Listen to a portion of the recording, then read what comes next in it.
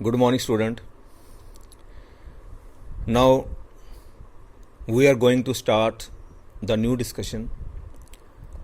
Idea of vertical equilibrium of charge in electric field. बेटा इलੈਕਟ੍ਰਿਕ field ਦੇ ਵਿੱਚ ਅਸੀਂ ਕਿਸੇ ਚਾਰਜ ਪਾਰਟੀਕਲ ਨੂੰ ਇਕੁਇਲਿਬਰੀਅਮ ਜਿਹੜਾ ਹੈਗਾ 에ਅਰ ਦੇ ਵਿੱਚ ਕਿਸ ਤਰ੍ਹਾਂ ਰੱਖ ਸਕਦੇ ਹਾਂ। ਬੇਟਾ ਉਹ ਇਹਨੂੰ ਥੋੜ੍ਹਾ ਡਿਸਕਸ ਕਰਦੇ ਹਾਂ। ਅਤੇ ਬੇਟਾ ਇਹ ਜਿਹੜਾ ਟੌਪਿਕ ਹੈ ਤੁਹਾਨੂੰ ਬੇਟਾ ਨਿਊਮੈਰੀਕਲ ਸੋਲਵ ਕਰਨ ਦੇ ਵਿੱਚ ਕੁਛ ਕਨਸੈਪਚੁਅਲ ਪ੍ਰੋਬਲਮ ਨੂੰ ਹੱਲ ਕਰਨ ਦੇ ਵਿੱਚ ਬੇਟਾ ਮਦਦ ਕਰੇਗਾ। Suppose we have a charge plus q। ਬੇਟਾ ਇਸ ਚਾਰਜ ਦਾ ਜਿਹੜਾ ਮਾਸ ਹੈ ਉਹ m ਹੈ। ਜਿਸ ਤਰ੍ਹਾਂ ਬੇਟਾ ਇਲੈਕਟ੍ਰੋਨ ਹੋਵੇ ਉਹਦਾ ਵੀ ਮਾਸ ਹੁੰਦਾ ਹੈ, ਪ੍ਰੋਟੋਨ ਹੈ ਉਹਦਾ ਵੀ ਮਾਸ ਹੈ। ਮੰਨ ਲਓ ਇੱਕ ਚਾਰਜ ਪਾਰਟੀਕਲ ਹੈ ਪਲੱਸ ਕਿਊ ਜਿਹਦਾ ਮਾਸ ਬੇਟਾ m ਹੈ। ਇਹਨੂੰ ਅਸੀਂ ਬੇਟਾ 에ਅਰ ਦੇ ਵਿੱਚ ਵਰਟੀਕਲ ਇਕੁਇਲਿਬਰੀਅਮ 'ਚ ਰੱਖਣਾ ਹੈ। ਜੇ ਅਸੀਂ ਬੇਟਾ ਇਹਨੂੰ ਆਪਾਂ ਛੱਡ ਵੀ ਦਈਏ ਇੱਥੇ ਅਤੇ ਇਹ ਜਿਸ ਜਗ੍ਹਾ 'ਤੇ ਬੇਟਾ ਰੱਖਿਆ ਨਾ ਉਸੇ ਜਗ੍ਹਾ 'ਤੇ ਰਹਿਣਾ ਚਾਹੀਦਾ। ਮੈਂ ਚਾਹੁੰਦਾ ਬੇਟਾ ਕਿ ਆਹ ਜਿਹੜਾ ਚਾਰਜ ਹੈ ਉਹ P ਪੁਆਇੰਟ ਦੇ ਉੱਤੇ ਪਿਆ ਅਤੇ ਹਮੇਸ਼ਾ ਇੱਥੇ ਪਿਆ ਰਹੇ ਬੇਟਾ 에ਅਰ ਦੇ ਵਿੱਚ। ਬੇਟਾ ਜੇ ਤਾਂ ਇਹਨੂੰ ਮੈਂ ਛੱਡਾਂਗਾ ਅਤੇ ਬੇਟਾ ਇਹਦਾ ਮਾਸ ਹੈ, ਮਾਸ ਕਰਕੇ ਬੇਟਾ ਇਹਦਾ ਜਿਹੜਾ ਵੇਟ ਹੋਏਗਾ and you know the weight is always vertically downward. ਜਿਹੜਾ ਵੇਟ ਹੁੰਦਾ mg ਉਹ ਤਾਂ ਵਰਟੀਕਲ ਡਾਊਨਵਰਡ ਹੈ। ਇਹ ਚਾਰਜ ਜਿਹੜਾ ਬੇਟਾ ਜਿਹਨੂੰ ਵੀ ਮੈਂ ਕੋਸ਼ਿਸ਼ ਕਰਾਂਗਾ ਛੱਡਣ ਦੀ ਉਹਨੇ ਬੇਟਾ ਨੀਚੇ ਚੱਲ ਜਾਣਾ। ਜਿਸ ਤਰ੍ਹਾਂ ਬੇਟਾ ਪੈਨ ਦਾ ਕੈਪ ਹੈ, ਜੇ ਤਾਂ ਇਹਨੂੰ ਮੈਂ ਬੇਟਾ ਫੜ ਕੇ ਰੱਖਿਆ, ਠੀਕ ਹੈ ਬੇਟਾ, ਇਹਦਾ ਮਤਲਬ ਹੈ ਇਕੁਇਲਿਬਰੀਅਮ ਪੋਜੀਸ਼ਨ 'ਚ ਹੈ, ਮੈਂ ਇਹਨੂੰ ਫੋਰਸ ਲਗਾਈ ਹੈ ਉੱਪਰ ਨੂੰ। ਅਤੇ ਜੇ ਮੈਂ ਬੇਟਾ ਇਹਨੂੰ ਛੱਡ ਦੇਣਾ ਅਤੇ ਬੇਟਾ ਆਪਣੇ ਵੇਟ ਕਰਕੇ ਬੇਟਾ ਆਹ ਨੀਚੇ ਜਿਹੜਾ ਗਿਰ ਗਿਆ। ਹੁਣ ਚਾਰਜ ਜਿਹੜਾ ਹੈ ਮੈਂ ਚਾਹੁੰਦਾ ਕਿ ਬੇਟਾ ਬਿਲਕੁਲ ਜਿੱਥੇ ਪਿਆ ਨਾ 에ਅਰ ਦੇ ਵਿੱਚ ਬੇਟਾ ਉੱਥੇ ਹੀ ਰਵੇ, ਮਤਲਬ ਵਰਟੀਕਲ ਇਕੁਇਲਿਬਰੀਅਮ 'ਚ ਰਵੇ। ਅਤੇ ਹੁਣ ਇਹਨੂੰ ਕਿਸ ਤਰ੍ਹਾਂ ਰੱਖਿਆ ਜਾ ਸਕਦਾ ਹੈ ਕਿ ਜਿਹੜਾ ਆਹ ਚਾਰਜ ਹੈ ਜਿਹੜੇ ਪੁਆਇੰਟ 'ਤੇ ਪਿਆ ਉੱਥੇ ਪਿਆ ਰਹੇ। ਉਹਦੇ ਵਾਸਤੇ ਬੇਟਾ ਸਾਨੂੰ ਜਿਹੜਾ ਕਨਸੈਪਟ ਯੂਜ਼ ਕਰਨਾ ਪੈਣਾ ਬੇਟਾ ਇਲੈਕਟ੍ਰਿਕ ਫੀਲਡ ਦਾ, ਜੋ ਬੇਟਾ ਪਿਛਲੇ ਅਸੀਂ ਡਿਸਕਸ ਕੀਤਾ। ਸੋਚਣ ਵਾਲੀ ਗੱਲ ਹੈ ਕਿ ਚਾਰਜ ਪਾਰਟੀਕਲ ਬੇਟਾ ਨੀਚੇ ਗਿਰਦਾ ਪਿਆ, ਕਿਉਂ ਗਿਰਿਆ? ਆਪਣੇ ਵੇਟ ਕਰਕੇ।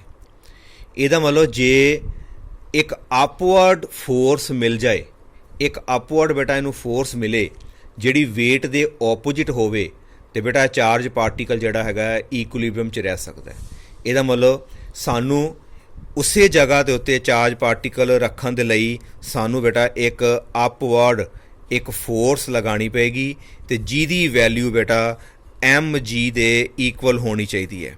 ਜੇਕਰ ਅਪਵਰਡ ਫੋਰਸ ਅਤੇ ਡਾਊਨਵਰਡ ਫੋਰਸ ਬੇਟਾ ਇਕੁਅਲ ਹੋ ਜਾਏਗੀ ਫਿਰ ਅਸੀਂ ਕਹਿ ਸਕਦੇ ਕਿ charge particle will remain in the vertical ਇਕੁਇਲਿਬਰੀਅਮ।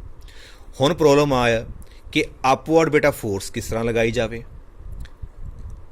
ਬੇਟਾ ਇਸ ਦਾ ਕਲੀਅਰ, ਚਾਰਜ ਪਾਰਟੀਕਲ ਕਿਹੜੇ ਪੁਆਇੰਟ 'ਤੇ ਹੈ? P ਪੁਆਇੰਟ 'ਤੇ ਹੈ। ਜੇ ਚਾਰਜ ਪਾਰਟੀਕਲ ਨੂੰ ਅਸੀਂ ਛੱਡਦੇ ਹਾਂ, ਇਹ 에ਅਰ 'ਚ ਹੈਗਾ, ਜੇ ਇਹਨੂੰ ਛੱਡਦੇ ਹਾਂ ਤਾਂ ਆਪਣੇ ਵੇਟ ਕਰਕੇ ਬੇਟਾ ਨੀਚੇ ਜਾਏਗਾ ਕਿਉਂਕਿ ਚਾਰਜ ਪਾਰਟੀਕਲ ਦਾ ਮਾਸ ਹੈ।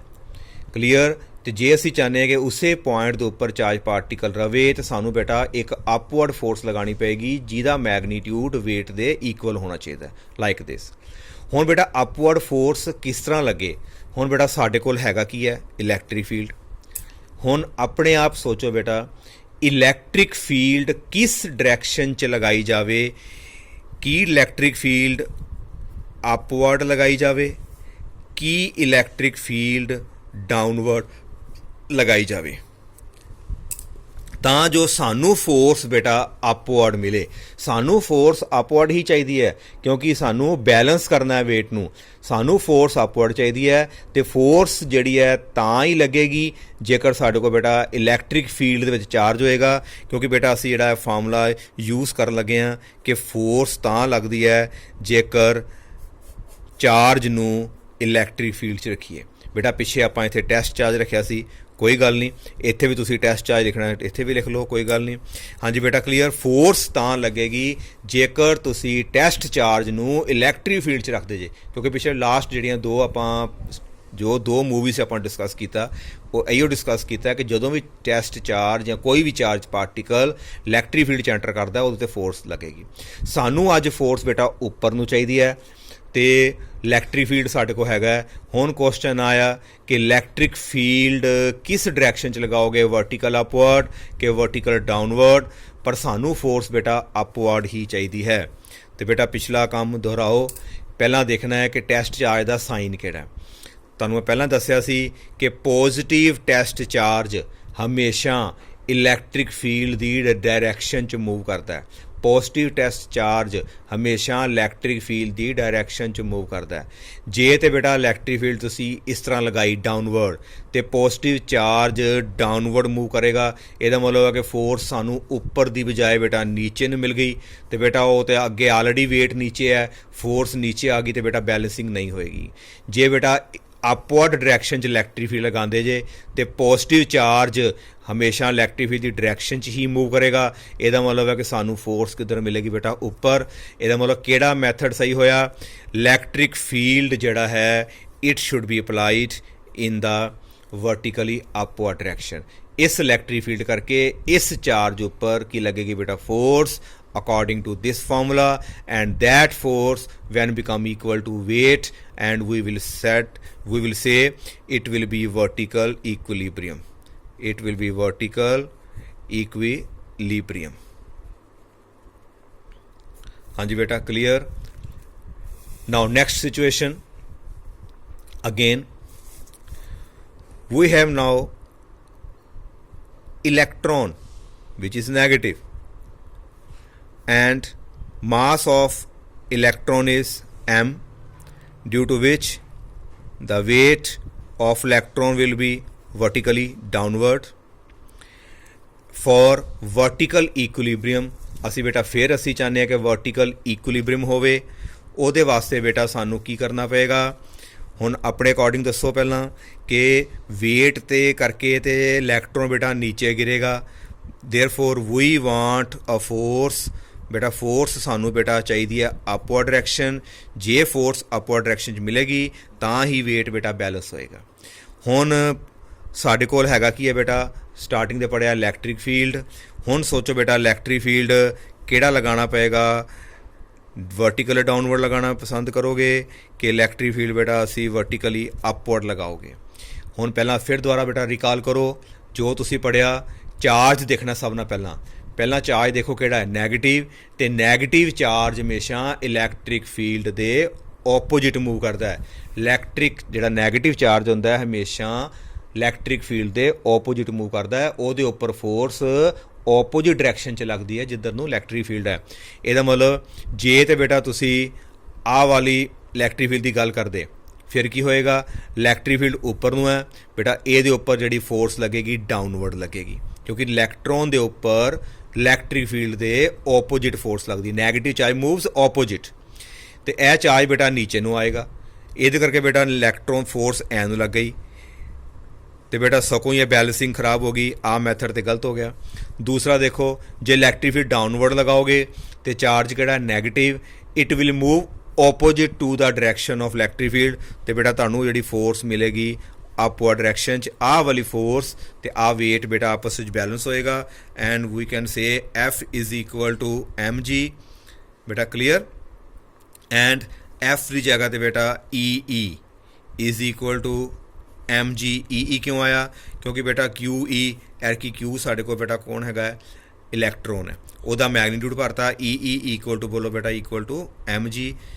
ਇਸ ਤਰ੍ਹਾਂ ਬੇਟਾ ਤੁਸੀਂ ਇਹਨੂੰ ਵਰਟੀਕਲ ਬੈਲੈਂਸ ਕਰ ਸਕਦੇ ਹੋ। ਹਾਂਜੀ ਬੇਟਾ ਕਲੀਅਰ। ਇਸੇ ਹੀ ਪ੍ਰੋਬਲਮ ਨੂੰ ਬੇਟਾ ਇੱਕ ਹੋਰ ਤਰੀਕੇ ਦੇ ਨਾਲ ਬੇਟਾ ਪੁੱਛਿਆ ਜਾ ਸਕਦਾ ਹੈ। Suppose we have a positive charge like this point charge. We want its vertical equilibrium in air. Air ਦੇ ਵਿੱਚ ਇਹ ਵਰਟੀਕਲ ਬੇਟਾ ਇਕੁਇਲਿਬਰੀਅਮ 'ਚ ਰਹੇ। ਇਸ ਦਾ ਜਿਹੜਾ ਵੇਟ ਹੈ downward, vertically downward. Now How can you maintain vertical equilibrium? The answer is that there should be a force in the vertical upward direction. Vertical upward direction वाले पासे बेटा एक फोर्स होनी चाहिए है, फिर बेटा यह बैलेंस रहेगा। पिछे जिहड़ा बेटा पढ़िया वर्टिकल डायरैक्शन च फोर्स तां मिलेगी जेकर इलैक्ट्रिक फील्ड बेटा अपवर्ड लगाओगे, क्योंकि पॉजिटिव चार्ज इलैक्ट्रिक फील्ड की डायरैक्शन च मूव करता है। तो बेटा क्लीयर हो गया, अपवर्ड लगाओगे। आ मैथड गलत सी। हुण साडे कोल बेटा इलैक्ट्रिक फील्ड नहीं है, मान लो साडे कोल एक होर चार्ज है जिन्हों असी बेटा कैपिटल क्यू कह दिता, जिन्हों बेटा जस्ट वर्टिकली बिलो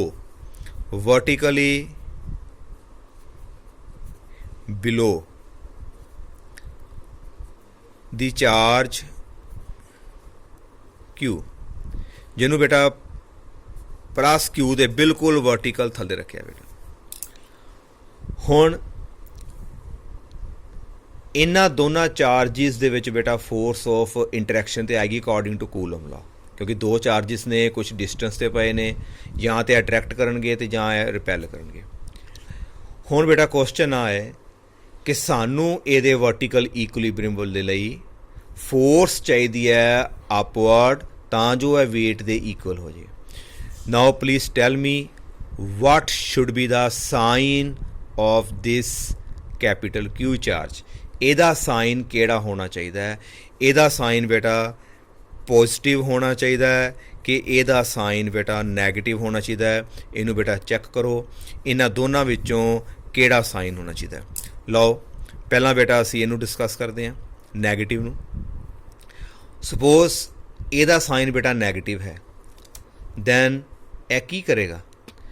ਇਹ पॉजिटिव है बेटा, आ ਜਿਹੜਾ चार्ज है ਇਹ प्लस क्यू ਨੂੰ ਆਪਣੇ ਵੱਲ ਅਟਰੈਕਟ ਕਰੇਗਾ। ਜੇ ਇਹ ਸਾਈਨ ਨੈਗੇਟਿਵ ਹੈ, ਜੇ क्यू ਦਾ ਸਾਈਨ ਨੈਗੇਟਿਵ ਹੋਏਗਾ then it will attract.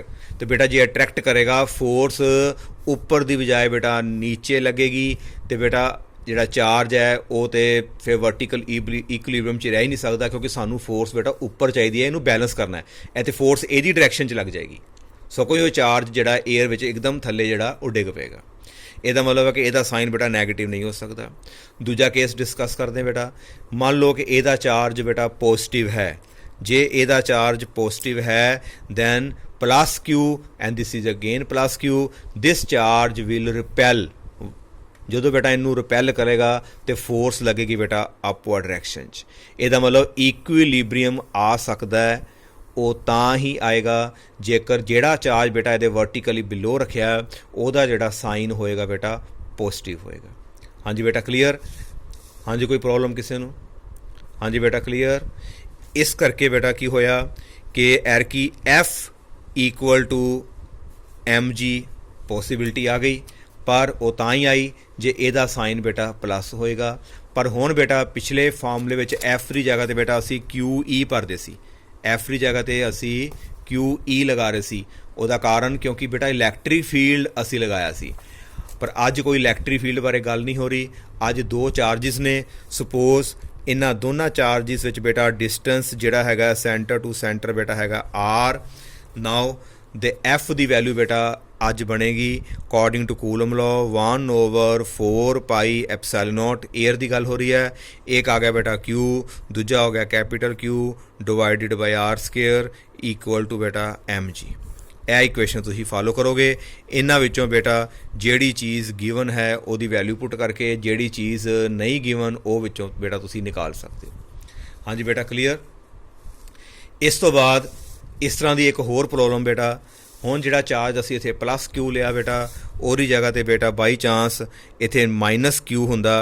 Suppose this is minus Q charge and ਇਹਦਾ ਜਿਹੜਾ वेट है वर्टिकली बेटा डाउनवर्ड, तो असी इनू इक्विलिब्रियम च रखना है। तो बेटा थल्ले एक चार्ज होर रख दिता कैपिटल क्यू। तो हुण दसो बेटा तुसी आंसर मैनूं लगदा आप ही दे सकदे जे कि ਇਹਦਾ ਜਿਹੜਾ है साइन किस तरह का होएगा। पहली गल तो फोर्स किधर नूं चाहिदी है? ਦੱਸੋ ਬੇਟਾ ਫੋਰਸ ਕਿੱਧਰ ਚਾਹੀਦੀ ਹੈ? ਅਪਵਰਡ। ਬਿਲਕੁਲ ਠੀਕ, ਅਪਵਰਡ ਫੋਰਸ ਚਾਹੀਦੀ ਹੈ। ਹੁਣ ਫੋਰਸ ਅਪਵਰਡ ਤਾਂ ਹੀ ਲੱਗੇਗੀ ਜੇਕਰ ਆਹ ਚਾਰਜ ਬੇਟਾ ਇਹਨੂੰ ਰਿਪੈਲ ਕਰੇਗਾ। ਹੁਣ ਆਹ ਚਾਰਜ ਬੇਟਾ ਰਿਪੈਲ ਤਾਂ ਕਰੇਗਾ ਜੇਕਰ ਇਹਦਾ ਸਾਈਨ ਵੀ ਕਿਹੜਾ ਹੋਵੇ? ਨੈਗੇਟਿਵ ਹੋਵੇ। ਹਾਂਜੀ ਬੇਟਾ clear. Same formula distance R ਹੈ, ਬੈਲੈਂਸਿੰਗ ਹੋ ਜਾਏਗੀ, ਅਤੇ ਸੇਮ ਫਾਰਮੂਲਾ ਬੇਟਾ ਤੁਸੀਂ ਆ ਲਗਾ ਕੇ ਕੈਲਕੂਲੇਸ਼ਨ ਕਰ ਸਕਦੇ ਜੀ। ਥੈਂਕ ਯੂ ਬੇਟਾ।